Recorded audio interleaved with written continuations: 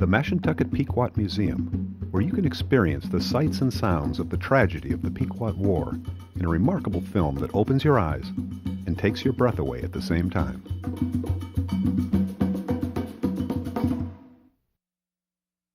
East of the River is part of the Connecticut Experience series, co-produced by CPTV and the Connecticut Humanities Council. Together, we're exploring Connecticut's rich history and culture. Funding for the show comes from our title sponsor, the Mashantucket Pequot Museum. Additional support is provided by the Community Foundation of Southeastern Connecticut, with special thanks to Lucy Bartlett Crosby and the Chronicle Printing Company. East of the River is a co-production of CPTV, the Connecticut Humanities Council, and Simon Pure Productions.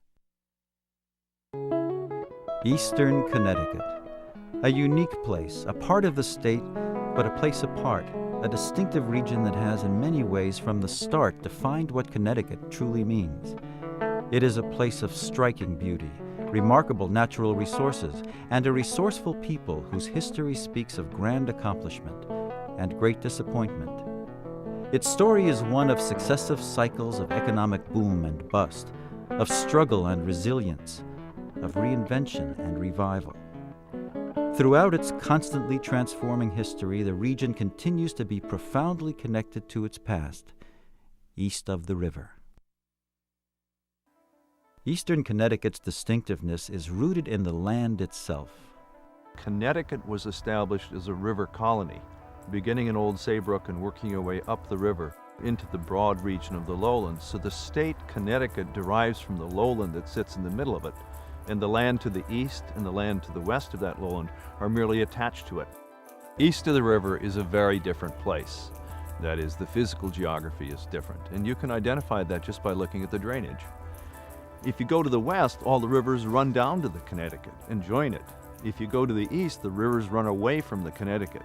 So the eastern part of the state has always been more alienated from the namesake river, the Connecticut River, than is the west.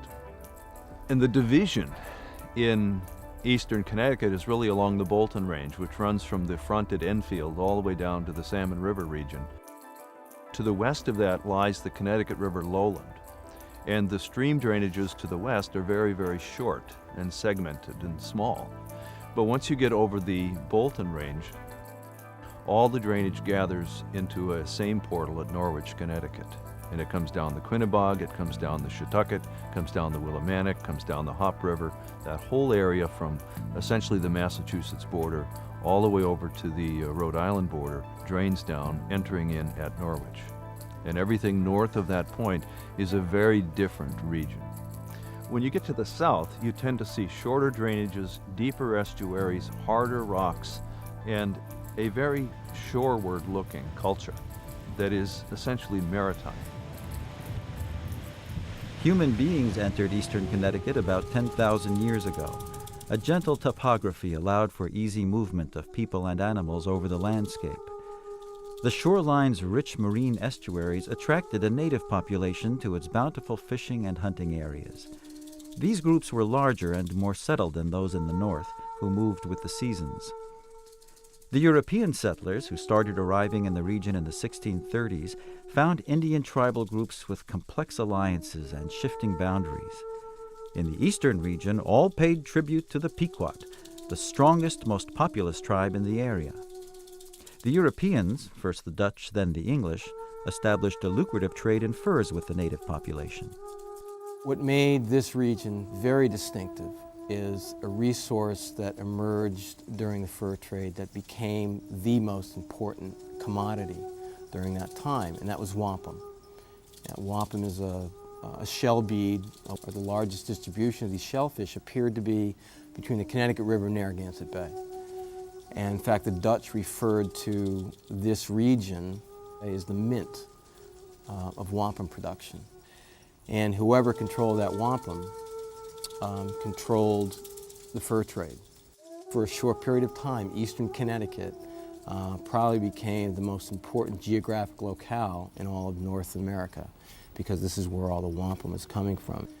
And of course, we know from the later history that that competition between native groups and between the European powers eventually resulted in conflict between the English and the Pequots. and of course the Pequot War in 1637 and 38. Essentially what happened was the English attacked the Pequots and wanted to eliminate them as a political and economic factor in all of this.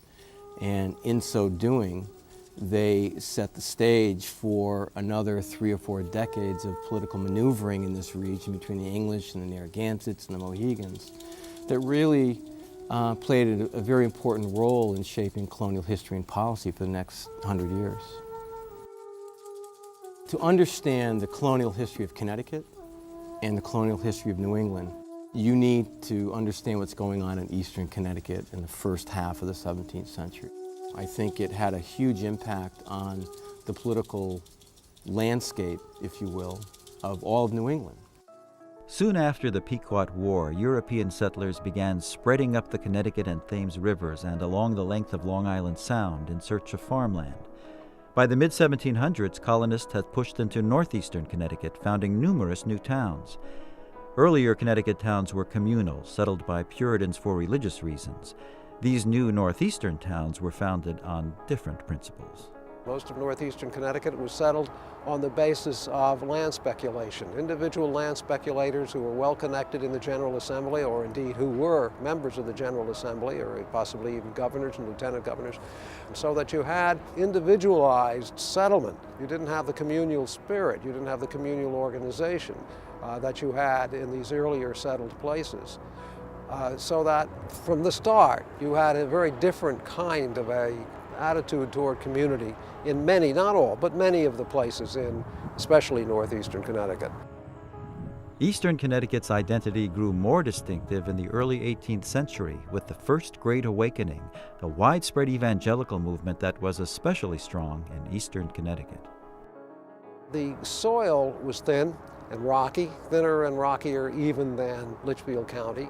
The farms were not producing enough for a good living. There was tight and severe times as a general rule all through the early 1700s, and this is one of the factors. It's this not impoverished, but not the rich kind of life that was being led in other parts of Connecticut, that led to anxieties that created the Great Awakening, that great religious movement of enthusiasm, of a heartfelt rather than intellectual approach to religion. And that in turn led to a breakdown in deference where the old light so-called ministers were being castigated as being ungodly and false, worshiping false gods and one thing or another. And that breakdown in deference then fed into the opposition to the royal policies of the 1760s and 1770s, so that you had the most radical of the patriots coming from eastern Connecticut, and they were really the leading figures. In 1765, the British government proposed that tax stamps be purchased by colonists for many government services. There was widespread opposition, with Connecticut resistance strongest in the East. Eastern Connecticut was really a hotbed of revolutionary activity from the Stamp Act on. And one of the great changes in Connecticut politics is that Stamp Act election of 1765. You know, when the Easterners, the folks from eastern Connecticut, succeed in taking over the state, they elect a governor. The general court is largely composed of eastern men, or at least, you know, they now have influence, and they had an axe to grind.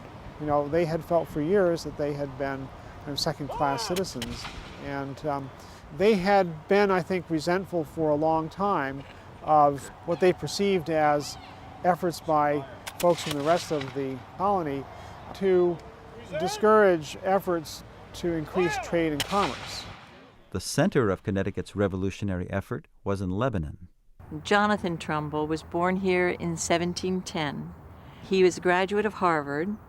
He really did like the mercantile world, and he joined his father in business, and he expanded the business, and it grew quite sizable. He invested in ships. He even built ships over in East Haddam on the Connecticut River, and he became the largest meat packer in the colony of Connecticut by gathering cattle from all around the surrounding towns and shipping them primarily to the West Indies. At the time that the Revolution broke out, from 1775 to 1783, he opened up his store and used that as what came to be known the War Office for meetings of the Council of Safety and for the everyday routine that he had to be in command of as Commander-in-Chief of Connecticut's militia, Navy, our 13-ship Navy. And it was here in this town that Connecticut's contributions of men, material, and especially food and supplies for the Continental Army were gathered. Farming has always been important to eastern Connecticut. Most eastern farm families in the 17th century produced little more than they consumed. In the 18th century, more farmers were able to create modestly successful businesses. All the forests that we see are of relatively recent origin. At one point, really from the late 18th century right up through the 19th century, I would say well into the 20th century. Most of the land around here would have been farms. Most of it would have been open. Very few trees. You would have seen fields, hay fields. You would have seen sheep pastures, some land planted with corn. Few chickens, few cows. The farms typically were 60 to 150 acres in extent. They were small family farms, widely spread out. And that was really true right up until World War II. Eastern Connecticut farms played a critical role in the development of the region's huge maritime trade to the West Indian islands of the Caribbean. Farmers from Lebanon and from other communities up north of Norwich would send their goods to sea. If we look to the early 19th century, the most important products being sent to sea out of eastern Connecticut was livestock. After that came the produce of the farm. That could have been flour, it could have been cornmeal, and other products, lard and salt pork, salt beef. Those were large, important exports. After that came codfish, and that brings us right back down to the coast. The maritime economy was sustained by agriculture. It was an immense quantity of material that was brought to the West Indies. Sailed out of Norwich primarily, also out of New London, all for the consumption of the animals and to some degree the people that worked down there. After unloading at the large West Indies plantations, Connecticut vessels often sailed on to West Africa and brought back cargoes of slaves. Africans were a presence in eastern Connecticut from early in the life of the colony. Many African slaves labored in rural parts of eastern Connecticut, some on large plantation-style farms. One of the things that surprises a number of people is the issue of slavery and Connecticut's connection to it. And southeastern Connecticut had the heaviest concentration of people of African ancestry during the colonial period, during the 1600s, 1700s. And you could find those individuals engaged in bond servant work in people's households, in the fields, working around the docks, and the documents from that time period clearly reveal the strong African presence there. As the seaport towns developed, so did the inland towns to supply them with goods for shipment. Without the building of the wharves in New London and Norwich, you never would have had, development inland. Norwich had a very advantageous position because it could, by being inland, sort of cut off the trade goods coming in from the inland area, ship them out of Norwich instead of New London. So actually Norwich grew at the expense of New London during the 18th century, the 1700s, and in the 19th century, because of the manufacturing, it also outstripped New London. The maritime trades have always been a significant part of eastern Connecticut's economy. Starting here in Norwich and working your way south through Ledyard, Gales Ferry, Montville, New London, and then of course Groton, Mystic, and Stonington, and all the areas south of here were all very rich areas for maritime activity. Whaling, shipbuilding, fishing, and almost every other occupation you can think of connected to the maritime. It sustained the southeastern Connecticut area from the very beginning and continues today through obviously companies like General Dynamics, Electric Boat, still building submarines, shipbuilding. Shipbuilding was a leading industry in eastern Connecticut during the 18th and 19th centuries. The local waters were their embayments and protected harbors, and rivers and estuaries were ideal for locations for shipbuilding operations. And a nice connection there to think about is that in the hulls of these vessels, in the timbers themselves, Connecticut was going to sea, Eastern Connecticut was going to sea. Not just southeastern Connecticut, but also the trees of the Quiet Corner were going to sea. Fishing has been a continuous coastal and riverside activity. The Stonington fishing fleet dates at least to 1750. The fleet has been greatly diminished in recent years, buffeted by the changing fisheries, market forces, and increased governmental regulation. Just a few miles west of Stonington, New London found its first great maritime wealth in whaling. New London was involved in whaling from the colonial era sporadically. It really took off and became a fully engaged whaling port, so to speak, beginning about 1819, and it remained so for the better part of the next century. New London, for a period of time, was the second largest whaling port in the world, only behind New Bedford. And of course, that meant we needed to have hundreds and thousands of men to work on those ships. We'd find young men coming from the urban centers and from the hinterland coming into New London, signing on to whaling ships. We would also find men coming back from other parts of the world, join those New London whaling vessels as they crossed the Atlantic, and they would come back to New London. African Americans as well. We could look to 1850 and we find that 60% of the employed men of color in New London are mariners. Almost all of them, doubtless, are whalemen. So the community began to grow and change and become more diverse through this maritime contact. Native Americans, for example, made up 1/3 of the crews of many of these vessels that went to the West Indies. And Black Americans as well were quite prominent in that. In fact, there were some all-black crews that sailed in and out of New London. So when it came to whaling, when it came to different types of shipping and trade, you could find a strong African presence. People of African ancestry who worked aboard ship found that there was a greater sense of equality aboard ship, even in some cases where people were enslaved, as a matter of fact, than you would find on land, because people had to depend on each other for survival. Historically, the heyday when the maritime economy was at its height and at its richest would be the early and mid-19th century. And if you look around the southeastern Connecticut area, you'll see that the architecture of the region reflects that time period more than any other. Many of the other public edifices around the towns and the cities all reflect that. It's pretty clear that southeastern Connecticut, being here on the shoulder of the sea, gives it a different character. It gave the people who lived here different sorts of lives and different concerns. It will always be a part of the identity of this community.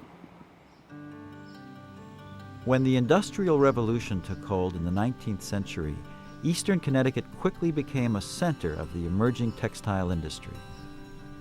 Eastern Connecticut was blessed with these rivers that were not so big that you couldn't possibly dam them and use them for water power, but not so small that all you could do is get a sawmill or a gristmill out of it. We have a lot of those middle-sized streams like the Shetucket River, which could produce several hundred horsepower that could be adapted to use in textile production.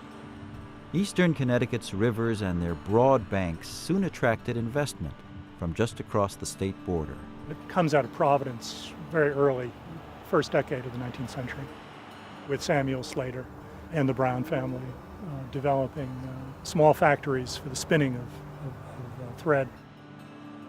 They're small scale. I mean, they're employing 20, 30 people at first. They're only spinning, they're not weaving for another generation. Within 20 years, there are full-blown weaving mills that are larger in scale. There were literally scores and scores of mills throughout Eastern Connecticut.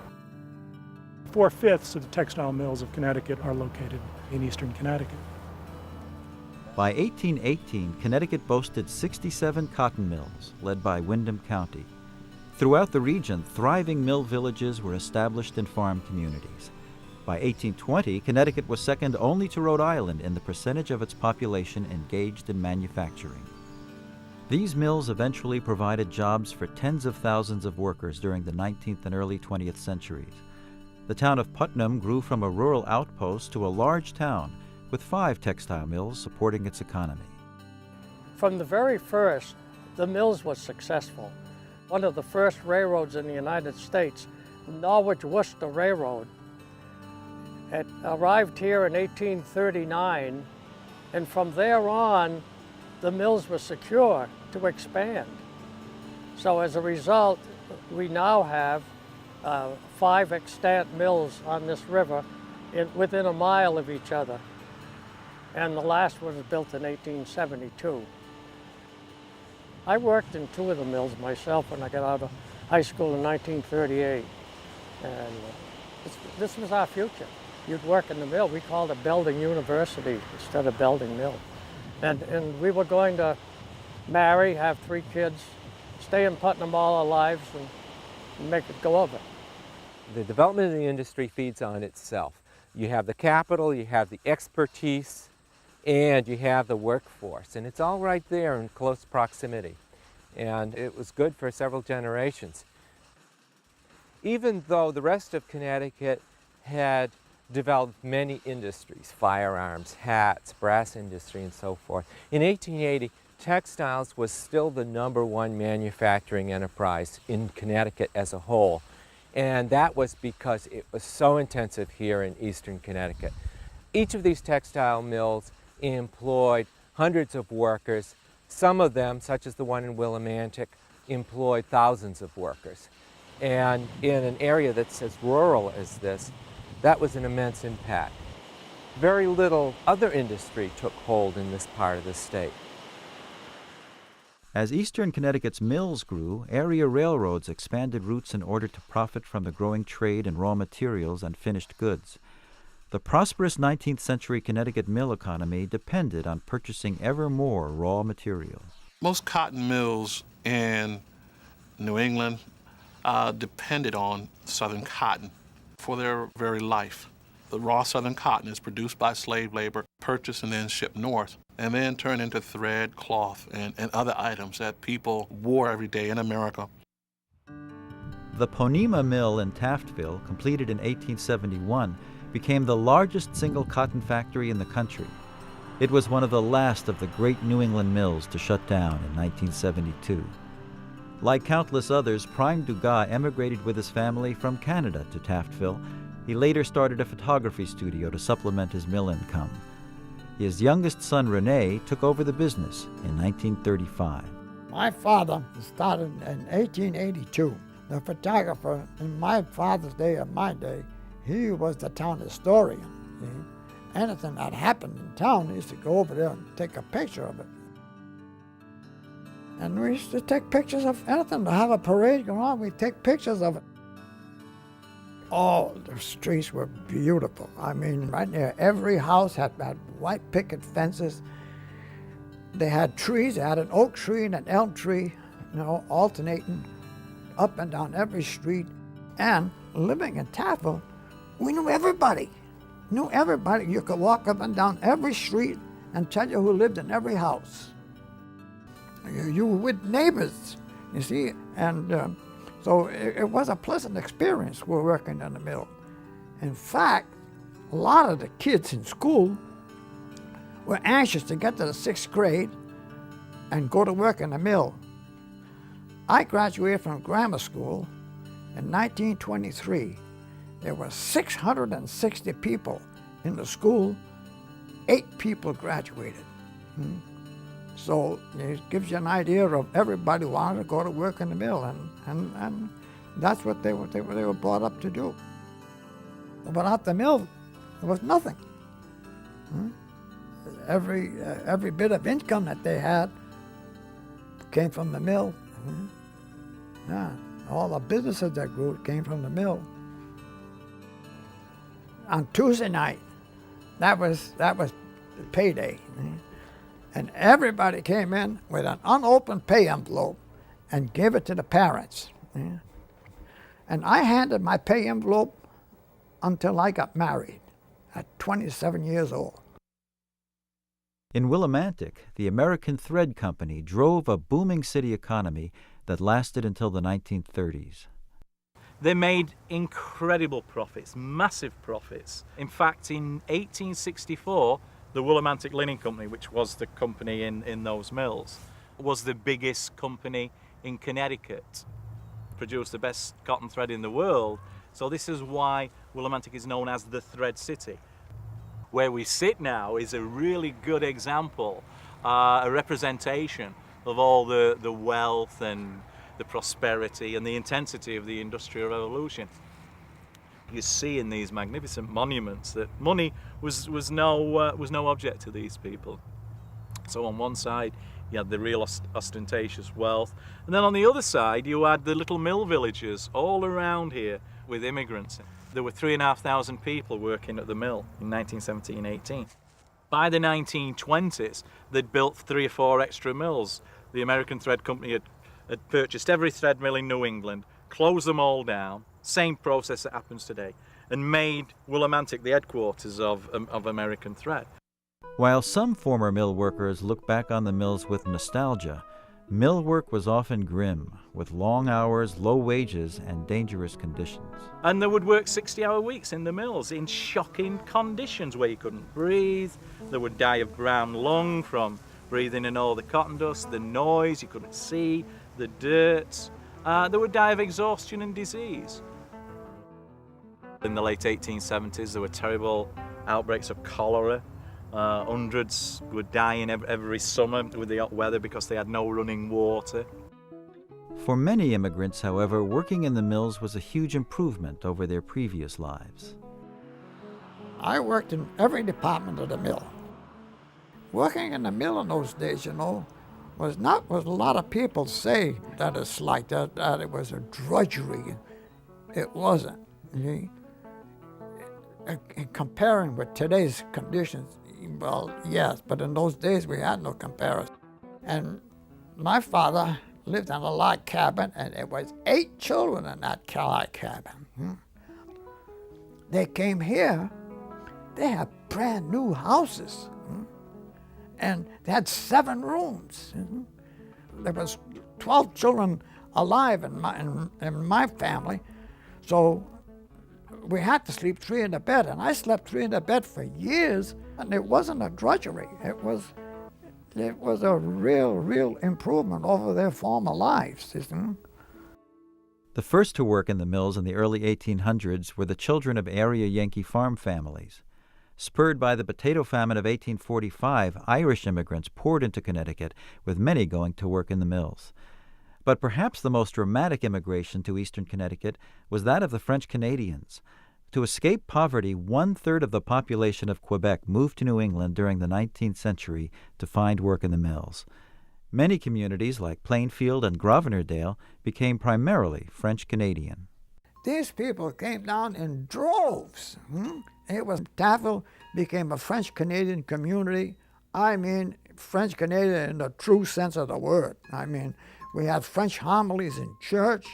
If you wanted to do business in Taffel, which a few of the merchants from Norwich came up, and they had to talk French, you see. I knew the words to the Marseillaise before I even knew there was a Star-Spangled Banner. Willimantic typified the immigration experience. The Irish came in the 1850s and 60s. Following them came the French Canadians. In the 1900s, there were many Eastern Europeans, Polish, Ukrainians, Latvians, Lithuanians, Russians, Italians, Czechs. And after the 1950s and 60s, a lot of Puerto Ricans came. So each immigrant group that came, I think, did suffer some discrimination. They were impoverished. They were the new kid on the block. They lived in distinct neighborhoods in town and were discriminated against. Eventually, they would assimilate into American culture and all have jobs and houses and speak the language, and then another group would come. In the 20th century, immigration patterns began to affect the Connecticut countryside, as many Yankee families sold their farmland to Slovak, Polish, and other immigrants from Eastern Europe. In the early 20th century, numerous Eastern European Jewish immigrants established farms in communities like Colchester, Lebanon, and Moodus. So there is a real flip in the ethnic makeup of the farming part of Eastern Connecticut that occurs in the 1910s, 20s, and 30s. And that's why we have the ethnic diversity that we really have in these towns now. In the last two-thirds of the 20th century, one mill after another closed or relocated to the south. Many mills were claimed by fire, either accidental or by way of arson. Persistent unemployment, declining population, and pockets of rural and urban poverty plagued many old mill towns in the region. In Putnam, as in many riverside mill towns, major floods in 1936, 38, and 55 hastened the steady decline. In the 55 flood, they all went. It was a domino action from up in Massachusetts, and we lost all of them.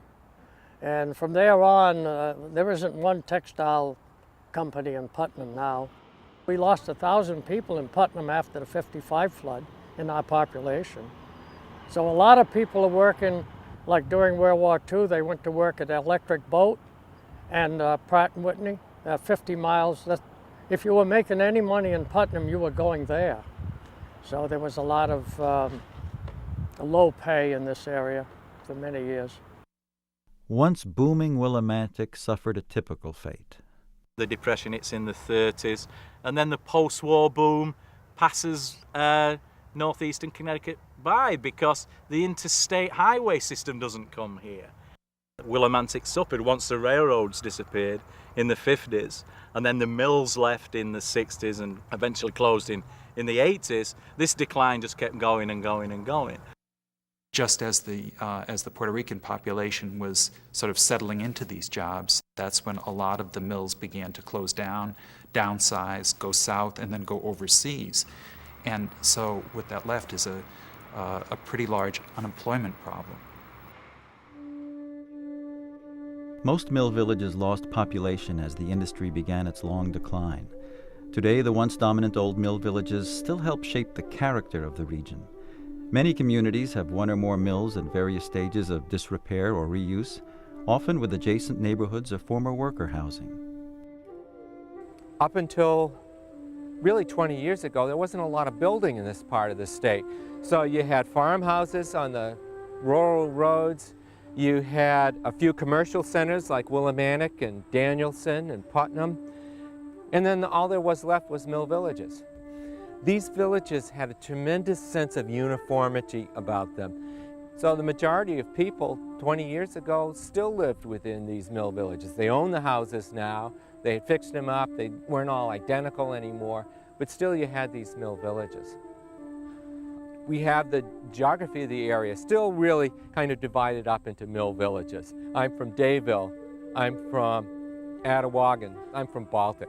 I'm from Versailles. I'm from Hanover. People still think of these as the places, defining the places, even though no one works in a textile mill anymore. As the mills faded away in eastern Connecticut, a new economic engine, the defense industry, emerged. East Hartford aerospace manufacturer Pratt & Whitney employed as many as 47,000 Connecticut workers during the Vietnam War years. Today, the state workforce stands at about 11,000. In the southeast, the Coast Guard Academy, the Naval Subbase, and Submaker Electric Boat constitute the heart of the region's defense community. EB greatly prospered during the major 20th century conflicts, becoming the region's largest employer and dominant industry, peaking at 25,000 employees in Connecticut. Employment levels plummeted with the end of the Cold War to about 9,000 today. The defense industry, through employment and through the neighborhoods that it supported, really gave people a sense of place and belonging, whether it was Pratt or EB or any of the other smaller subcontractors over there, which were so important. The fact that that's not there as much has left some people sort of unmoored in a way, I think, maybe searching a little bit. They wonder what the future will be like for their kids. They know it'll be different than their lives were, or their parents' lives. I almost always write about people with a sort of an Eastern Connecticut identity and also an Eastern Connecticut mentality. I think a lot of people who are raised in Eastern Connecticut end up staying here That certainly is the case with me. I think we tend, as Eastern Connecticut people, to be independently minded, sort of set in our ways. I don't think we are particularly acquisitional. I think a lot of it has to do with who our grandparents were. For many of us here in Eastern Connecticut, our grandparents came over in steerage. They were propelled, I believe, by equal measures of gumption and desperation. One of the really nice things about this part of the state is you have a lot more ordinary people. People from working class backgrounds, even if they're not personally working class. I mean, you can talk to someone that's worked as a metallurgical engineer, and he still remembers, well, his father, his grandfather, they worked in the mill. The other part of it is it's far enough away from the cosmopolitan centers that it's not a trendy place. It's like small-town America used to be. A continuing challenge to Eastern Connecticut's sense of itself is suburbanization, and in some areas gentrification. Some eastern towns, especially in the Connecticut River Valley and on the shoreline, have evolved into largely upper-middle-class enclaves. Say Madison, Guilford, are not unlike, say, Old Lyme, Old Saybrook, Essex, Chester. They tend to be almost exclusively high-income areas, you know, very white populations, very well-educated. There isn't a lot of diversity. In the Hartford region, the growth of the suburbs has changed the demographic profile of many eastern communities.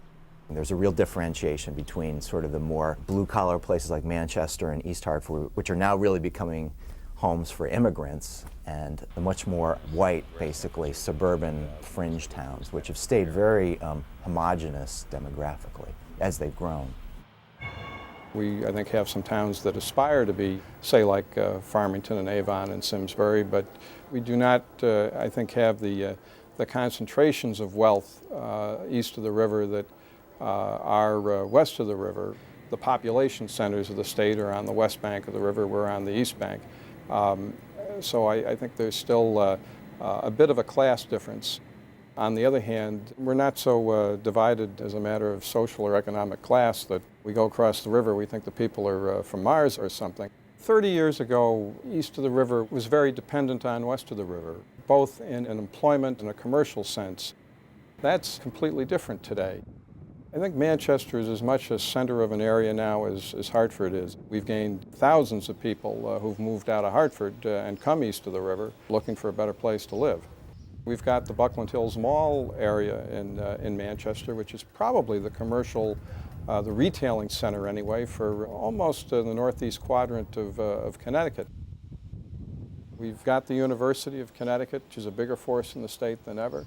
There was a survey, I think, that UConn did 10 years ago that found a huge percentage of the population in this area connected to the university, either by employment or by somebody in the family having gone there or planning to go there. I do think east of the river probably has as great a sense of itself as ever right now. In the last few decades, economic change in many eastern communities has been accompanied by significant racial and ethnic change. You know, 20 years ago, Manchester was a really almost exclusively white place. That's been a big shift in the last 10 years because it used to be the cities that were really the main conduits for immigration to Connecticut.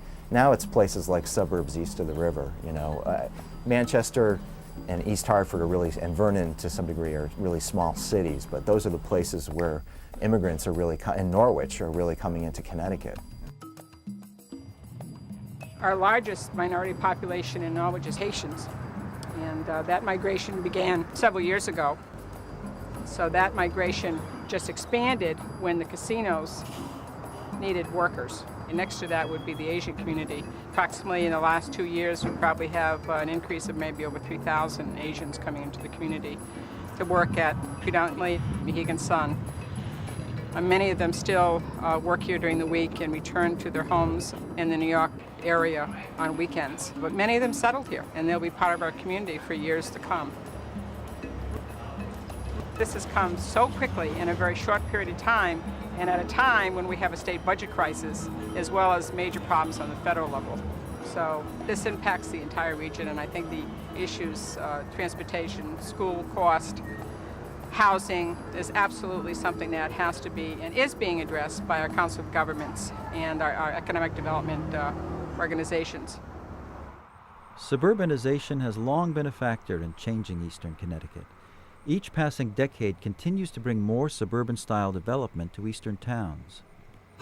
Glastonbury, Manchester certainly, South Windsor, all of those towns were at one time a lot more like eastern Connecticut in the sense being heavily dependent upon farming, where there was available water power. Manchester, the Cheney Mills, Glastonbury, Cotton Hollow area, they had the sort of textile manufacturing that you see here. But let's face it, they were very close to what once was a very prosperous and powerful city. And the life of that city spread beyond its borders. The population of Glastonbury, now 32,500, grew by 262% from 1950 through 2000. In recent years, the town has added from 150 to 200 new homes a year. The Rose family has been farming in Glastonbury since 1910. Back then it was a farm town. There was different villages in Glastonbury, and there was usually a mill around it, and the people there worked. And then they might work there in the winter and do their farming in the summertime. And there was small farms. There was dairy farms in Glastonbury. Tobacco was big. And then tobacco kind of petered out, although it made a resurgence for a while just recently. All the dairy farms are gone, and there's some fruit and vegetable farms left. Pratt & Whitney made the biggest change in this area. When the aircraft kept growing, they ended up hiring quite a few of these people. Values got up so high that it was worth selling out to development. We're changing all the time as to how we do things. We've been in this pick your own probably close to 35 years, I think. And people that are still farming now, they're here because they like to be. So if people really supported local agriculture, I don't think most farmers would leave. Glastonbury, from my experience, is that town on the east side of the river that is most similar to the towns that you think of immediately on the west side of the river, the West Hartfords, the Avons, the Simsbury, and Farmingtons. You share a lot of the attractions of eastern Connecticut, which is a very rural atmosphere, and we have some very rural areas of this community. Certainly it's an issue for us, how much residential growth can this community handle. It's put a tremendous pressure on our educational system and our infrastructure as a whole. The largest challenge for us has been balancing the tax rate and keeping up with that need for infrastructure. To me, Marlborough, Hebron, Portland are probably a number of years behind Glastonbury in terms of growth and some of the things we're seeing happening in town. But they're a little farther down Route 2, so it's moving in their direction. The latest numbers suggest that during the 1990s, the state consumed land at a rate about 9 times the rate of population growth. And the places that's being felt are like really probably more than anywhere else in the state is kind of the east of the river metropolitan fringe, towns like Willington, Colchester. I mean, just houses sprouting in the woods like nobody's business out there. And it's creating a lot of problems in terms of fiscal stress on these towns. It's a real problem because the way local governments are financed in Connecticut, it doesn't really respond well in places that are growing very fast. The old farming community of Colchester, now an easy commute to Hartford, New London, Norwich, and the casinos, is one of the fastest growing towns in the state. The neighboring town of Lebanon is also starting to feel the effects of growth. Agriculture is still the largest industry in town. Now we have much larger, highly scientifically managed, technologically advanced farms. 90% of the people in Lebanon commute out of town to business. And in the old days, you would have found that 90% of the people stayed in Lebanon to work on their farms. Lebanon is seeing an enormous increase in development, particularly the last 5 years. It's now over 7,000 people. The problem is that the land that they need to build houses on is the prime agricultural land. The most recent transforming force in the region has been the development of two huge Indian-owned casinos, Mashantucket Pequot's Foxwoods and the Mohegan Sun. They are the most visible elements of the region's emergence as a tourism and entertainment center. Casino profits have enabled the tribes, descendants of the region's first people, to reconstitute growing native communities with governmental and cultural infrastructures. The casinos also have generated about 23,000 jobs, making them the largest employer in the region. It really saved the region in terms of jobs. Now, granted, they're much lower paying jobs. They're service jobs. They don't involve the same skill levels that were evident in the trades at Electric Boat. But they certainly have created a tourism industry that has been very productive for the region. 70,000 people a day on average visit the casinos, which generate nearly $400 million annually for the state. Clearly, the Indian casinos are going to change the culture of southeastern Connecticut. Certainly the towns in the immediate area, North Stonington and Ledgerd and Preston, are very much aware of the changes that are being brought to their communities. This is going to spread. Well, I think there's incredible pressure on the communities to try and maintain their quality of life. 15 years ago, we had less than 200 calls a year for our ambulance and fire departments combined. Since the casinos, we have over 1,000 calls a year for volunteer fire departments. The same with police protection. There's tremendous pressure on subdivisions in which add pressure to your school system. Many people in southeastern Connecticut feel that politically in Hartford, they feel that the state of Connecticut ends at the Connecticut River, and they forget about southeastern Connecticut. For example, the city of Bridgeport receives more from the Mohegan Mashantucket Pequot formula than all 20 towns in southeastern Connecticut combined. The region's most serious problem remains the revival of its aging small cities. The primary issue in New London right now is how do we pay for basic services while at the same time remaining the home community to a number of non-profits and not-for-profits. 54% of our land base here in New London is non-taxable. That can be a tremendous burden. It's been a real juggling act. Its worst problem is it only has about 6.5 square miles. So there's not much land on which to put economic development. There's some at the State Pier, and there's some down in the Fort Trumbull area near a new state park. But apart from that, all it can really do is renovate its downtown. It's the best port in Connecticut.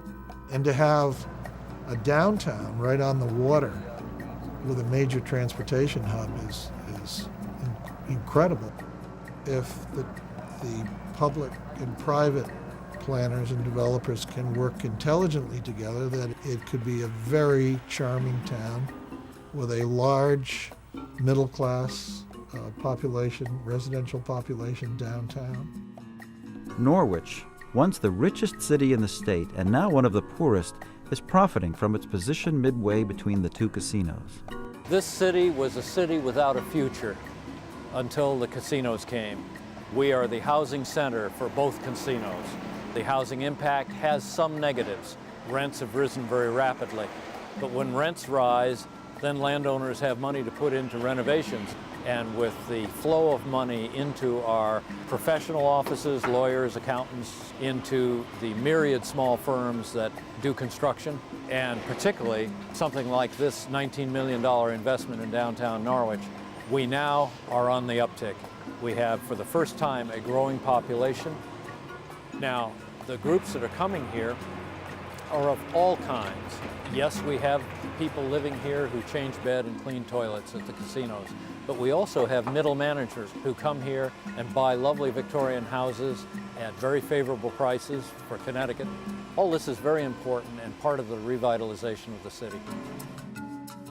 When the mills left town, Willimantic's economy nosedived after years of prosperity.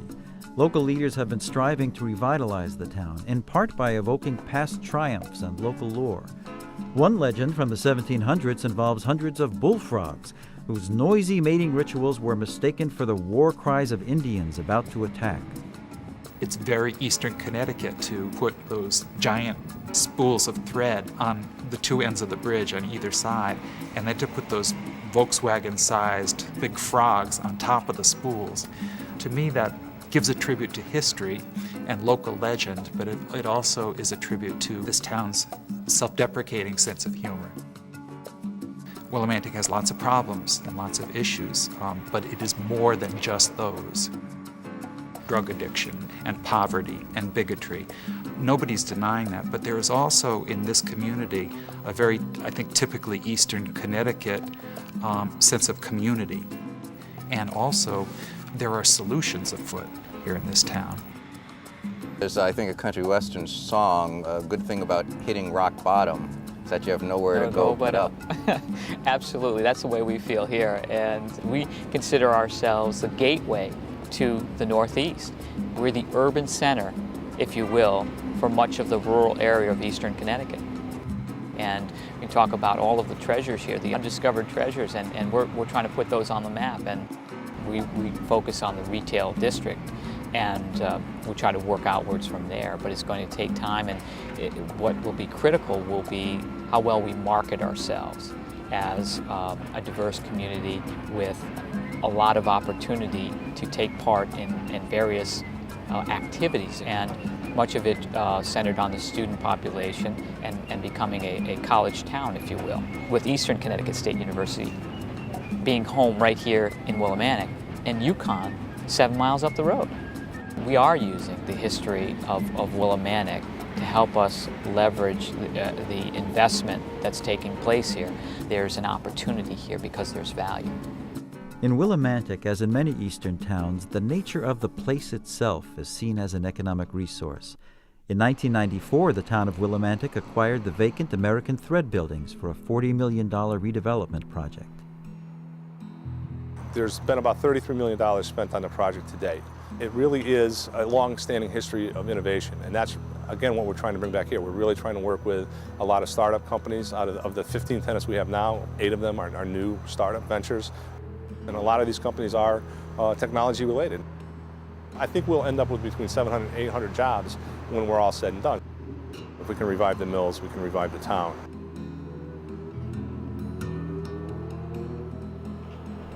Many towns in the region are looking to cultural tourism as an opportunity for economic growth. The old mill town of Putnam has gained a wide reputation as a charming town and antique center. People are genuinely enthusiastic that Putnam has become an antiques center.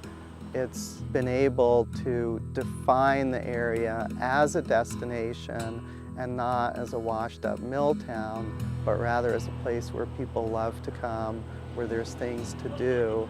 And I've been told that some of the businesses that have located here made their decision after visiting Putnam on a Sunday afternoon and seeing how vibrant the commercial district was. Tourists and vacationers are nothing new for Eastern Connecticut. Along the shoreline in the 19th century, upper crust vacation enclaves prospered, with patrons arriving by rail and steamboat.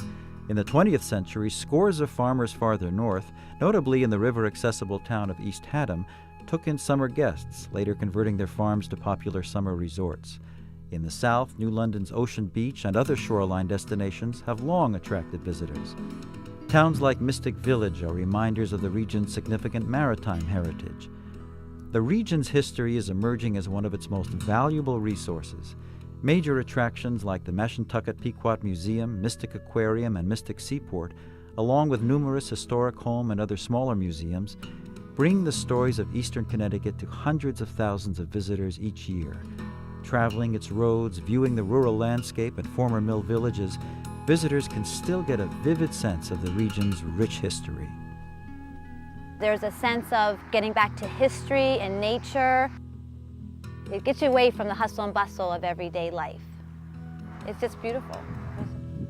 It's just a matter of time before more and more folks realize that, even though we are far away in spirit, we are really right in the middle of a lot of action. We have the 2 largest casinos in the world, less than 40 minutes away. Deliberate efforts are underway to preserve the sense of place and special character of Eastern Connecticut. The Quinebaug-Shetucket Heritage Corridor was established in 1994 to help preserve the region's cultural, historical, and natural heritage. 70% of our landmass is still forests and farms. And if you look at a satellite image of the East Coast at night, or if you're flying on a plane up the East Coast in the evening and you look at the pattern of light versus dark, you'll see we're the last big chunk of dark sky country this close to the coast. We find that the kinds of resources that exist here act in concert with one another to attract people who are interested in a small town experience, a family experience, kind of getting back to their roots.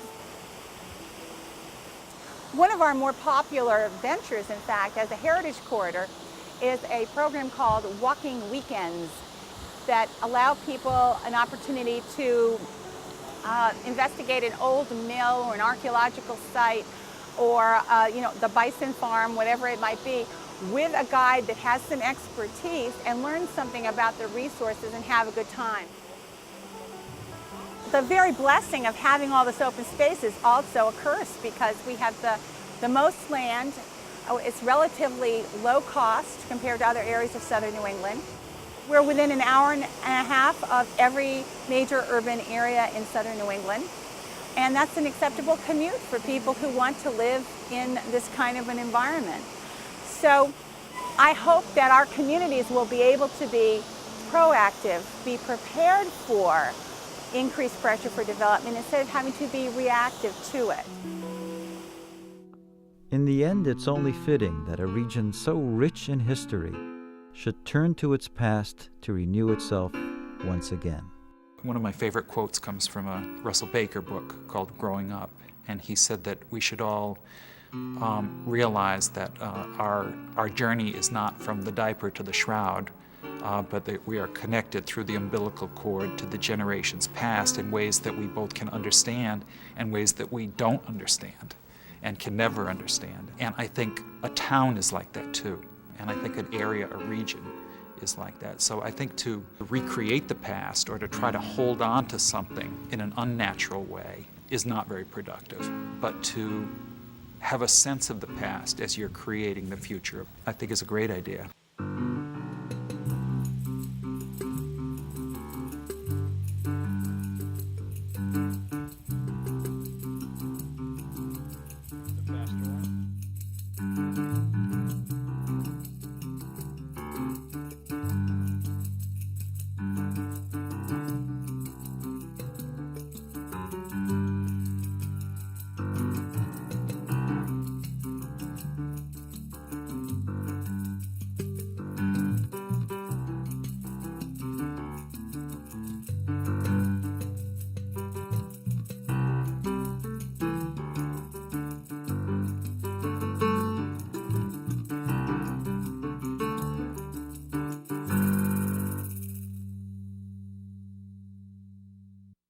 The Mashantucket Pequot Museum, where you can walk through a 16th century Pequot village and experience a time when the land was bountiful, but every day could be a challenge for survival.